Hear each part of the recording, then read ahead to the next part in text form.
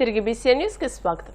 రాజమండ్రి నగరంలో కల్తీ పాలు కలకలం 5గురు అమాయకుల ప్రాణాలను బలి తీసుకోవడంపై వైసీపీ నేతలు తీవ్ర ఆగ్రహం వ్యక్తం చేశారు. లాలా చెరువు, దివాన్ చెరువు, స్వరూప్ నగర్ బాధితులను పరామర్శించిన అనంతరం జక్కంపూడి విజయలక్ష్మి, వైసీపీ యువజన విభాగం రాష్ట్ర అధ్యక్షుడు జక్కంపూడి రాజా, మాజీ మంత్రి చెలుబోయిన వేణుగోపాలకృష్ణ సంయుక్తంగా మీడియాతో మాట్లాడారు.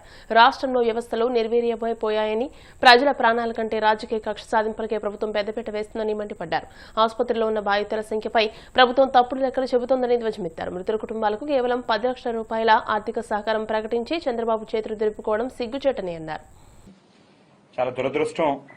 వేళ పాలలో కల్తీ జరిగి ఇప్పటికీ వెలుగులోకి సుమారుగా 16 మంది ఈ కల్తీ కారణంగా అనారోగ్యం పాలై హాస్పిటల్లో జాయిన్ అయినటువంటి వాళ్ళు కావచ్చు. 5గురు ఇప్పటికే మరణించడం కావచ్చు మనకు తెలుస్తా ఉంది. ఈ కేసెస్ అన్నీ కూడా ఇవాళ ఉదయం నుంచి అమ్మ కానీ, అలాగే మా జిల్లా అధ్యక్షులు చెల్లిపోయిన వేణుగారు కానీ మేము వెళ్ళి పరామర్శించి వచ్చినప్పుడు కొన్ని కేసెస్ ఆల్మోస్ట్ 6 రోజులు, 7 రోజులు, వారం రోజులు కూడా గడుస్తూ ఉన్నట్టుగా కనిపిస్తుంది. ఆల్మోస్ట్ మరి 1 వీక్ నుంచి ఈ రకమైనటువంటి పరిస్థితులు రాజమండ్రి లాంటి నగరంలో వివిధ హాస్పిటల్స్ లో ఇటువంటి ప్రాబ్లంతో అడ్మిషన్స్ అవుతా ఉన్నారనేటువంటిది తెలుస్తా ఉన్నప్పటికీ కూడా కనీసం వారం రోజుల నుంచి ప్రభుత్వ యంత్రాంగం స్పందించకపోవడం అనేటువంటిది చాలా దురదృష్టం.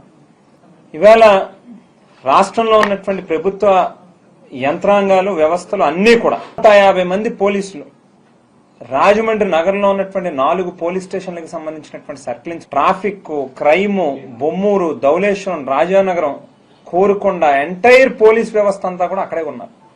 ఆయనని ప్రశాంతంగా చాలా శాంతియుత వాతావరణంలో ఆయన జైలు నుంచి బయటకు వచ్చాడు. ఆయన ఇంటికి వెళ్ళిపోవడానికి తప్పితే వేరొక ఇష్యూ ఏమీ లేదు అని చెప్పినప్పటికీ కూడా వినకుండా ఆయనని అడ్డగించి 150 మంది పోలీసుని ఇంటి చుట్టూ చుట్టుముట్టారు. మరి ఇవాళ ఈ ప్రభుత్వాన్ని ప్రశ్నిస్తా ఉన్నాం. మీరు పోలీస్ వ్యవస్థల్ని ఈ రకమైనటువంటి దానికి ఉపయోగించేదానికంటే పోలీసులో ఎస్బీ గాని, ఇంటెలిజెన్స్ గాని వీళ్ళందరూ ప్రజలకు సంబంధించినటువంటి సమస్యలు ఎక్కడ ఉత్పన్నమవుతా ఉన్నాయి, వాటిని ప్రభుత్వం దృష్టికి తీసుకొచ్చుకునే దానికి ఉపయోగిస్తే మరి వారం రోజుల పాటు ఇటువంటి సంఘటన జరుగుతూ ఉన్నప్పటికీ కూడా మరి కళ్ళు మూసుకుపోయి ఉన్నటువంటి పరిస్థితుల్లో ఈ ప్రభుత్వం ఉంది. కాబట్టే పోలీస్ వ్యవస్థని, ఇంటెలిజెన్స్ వ్యవస్థని కక్ష సాధింపులకు ఉపయోగించడం తప్పితే ప్రజల సమస్యల్ని పట్టించుకునే దానికి ఉపయోగించట్లేదు అనేటువంటిది ఈ యొక్క వ్యవహారమే చాలా స్పష్టంగా మన కళ్ళకు కట్టినట్టుగా కనిపిస్తా ఉంది. ఏమీ లేని దానికి, ఎవరికి ఏ అపకారం జరగని దానికి తిరుపతి లడ్డు కల్తీ అని చెప్పి హిందువుల యొక్క మనోభావాలను దెబ్బతీయటమే కాకుండా మొత్తం ఎవరైతే వెంకటేశ్వర స్వామి భక్తులు ఉన్నారో వాళ్ళందరూ కూడా బాధపడే విధంగా ప్రచారాలు చేస్తా ఉన్నారు. ఇవాళ మీ నోళ్లు పడిపోయినాయా అని అడుగుతున్నాను. ఎందుకు మాట్లాడట్లేదు మీరు? ఇంతమంది చనిపోయారు. ఇవాళ ఆల్రెడీ 5గురు వరకు చనిపోయారు. ఇంకా ఎంతమంది చనిపోతారో తెలియదు. ఒకే కుటుంబంలో ఇవాళ డెత్ బెడ్ మీద 4 ఉన్నారు కిమ్స్ హాస్పిటల్లో. ఏ క్షణాన్ని ఏం జరుగుతుందో తెలీదు. మీ నోళ్లు ఎందుకు పనిచేయట్లేదు? ఎందుకు మీరు చెప్పలేకపోతున్నారు బయటకు వచ్చి? అంటే మీ ప్రభుత్వంలో జరిగింది కాబట్టి మాట్లాడరు, లేనిపోని వ్యవహారాలన్నీ చెప్తారు. తిరుపతి లడ్డు కల్తీ, లేకపోతే ఇంకో చోట ఏదో జరిగిందని చెప్తారు.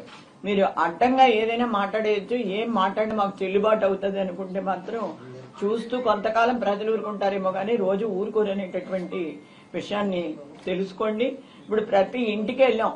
ఎక్కడైతే ఎవరికైతే ఈ కల్తీ వాళ్ళని ఇబ్బంది పడ్డామన్నామండి, ఒక్కళ్ళు కనీసం సింగిల్ మనిషి ఎవరు కూడా వచ్చి మమ్మల్ని పలకరించలేదు అని చెప్పేసి ప్రతి కుటుంబం దగ్గర చెప్తున్నారు. ఒక ప్రభుత్వం ఇవాళ నిన్నంత గొడవ జరిగాక అక్కడక్కడ ఈ క్యాంపులు పెట్టారు. మీరు 2 ఆశా వర్కర్స్, నేను 2 ఏఎన్ఎంఎల్ని పెట్టి అక్కడక్కడ శిబిరాలు ఏర్పాటు చేయటం వల్ల ప్రజా ఫిర్యాదుల పరిష్కార వేదిక కార్యక్రమాల్లో నమోదైన అర్జీలను నిర్ణీత గడువులోగా పరిష్కరించాలని కాకినాడ జిల్లా కలెక్టర్ షణ్మోహన్ అధికారులను ఆదేశించారు.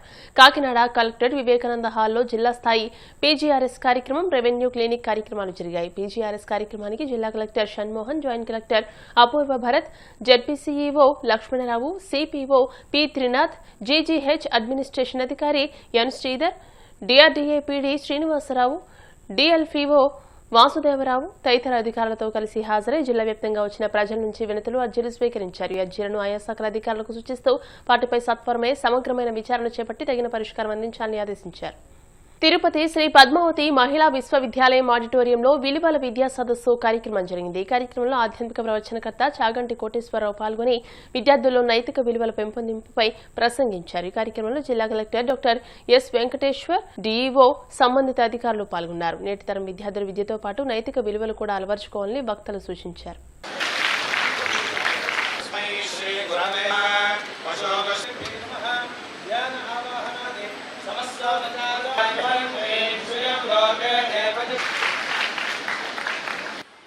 ముఖ్యంగా దీనికి తగ్గిపోవడానికి అనేక కారణాలు ఉన్నప్పటికీ, ఒకటి పాఠశాలల్లో వీటి గురించి చిన్న వయసులోనే పిల్లలకి వీటి మీద ఈ మానవతా విలువలు కానీ వీటి మీద సరిగా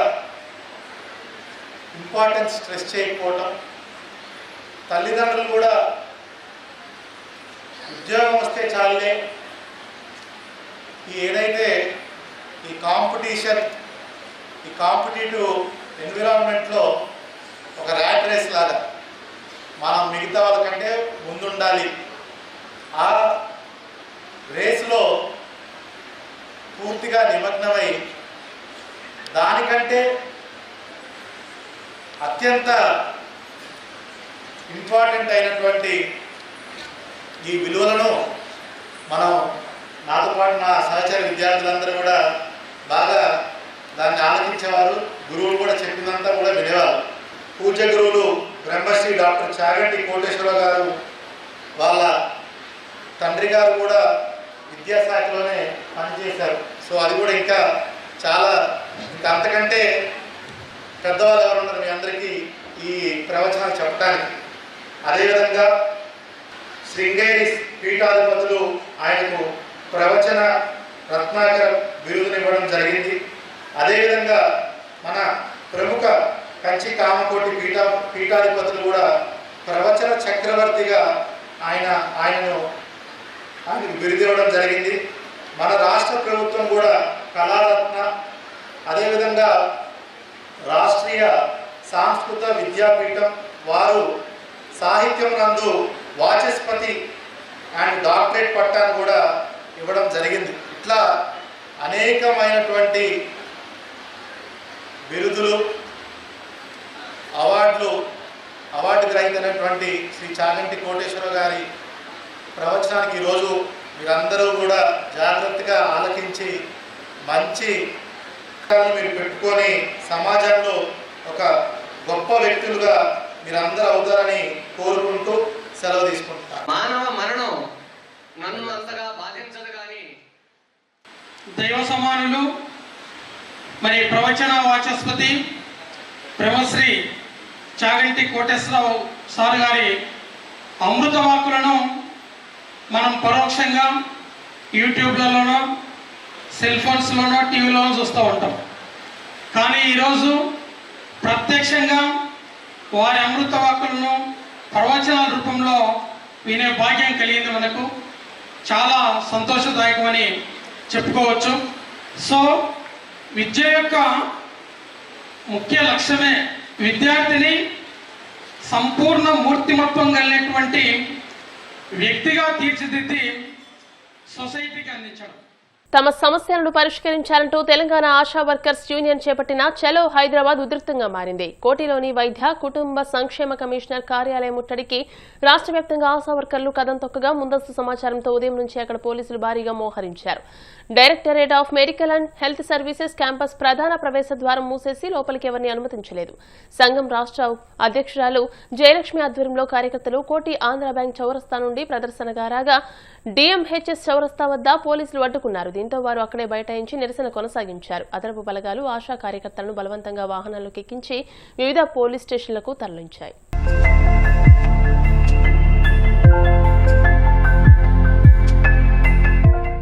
వార్తలు ముగించే ముందు ముఖ్యాంశాలు మరోసారి. రాజమండ్రి కల్తీ పాల ఘటనపై పూర్తి స్థాయి దర్యాప్తు, మృతుల కుటుంబాలకు 10 లక్షల రూపాయల చొప్పున ఆర్థిక సాయం, పాలలో కల్తీ తేలితే క్షమించేది లేదన్న సీఎం చంద్రబాబు. రాష్ట్రంలో లిఫ్ట్ ఇరిగేషన్ ద్వారా దాదాపు 8 లక్షల ఎకరాలకు సాగునీరు అందుతుందన్న మంత్రి నిమ్మల. వైసీపీ నిర్లక్ష్యం కారణంగా అది 4 లక్షలకు తగ్గిపోయిందని వ్యాఖ్య. మాజీ మంత్రి అంబటి రాంబాబుకు పలువురు వైసీపీ నేతల పరామర్శ. వైసీపీ అధికారంలోకి వచ్చాక అందరి లెక్కలు సరిచేస్తామని హెచ్చరిక. ప్రజా సమస్యల పరిష్కార వేదికలో అందిన అర్జీలను త్వరితగతిన పరిష్కరించండి, అధికారులకు కాకినాడ జిల్లా కలెక్టర్ షణ్మోహన్ ఆదేశాలు. ఈ వార్తలు ఇంతటితో సమాప్తం. మరిన్ని వార్తల కోసం BCN digital YouTube channel, Facebook page ని ఫాలో అవ్వండి. అప్డేటెడ్ వార్తల కోసం ప్లీజ్ సబ్స్క్రైబ్.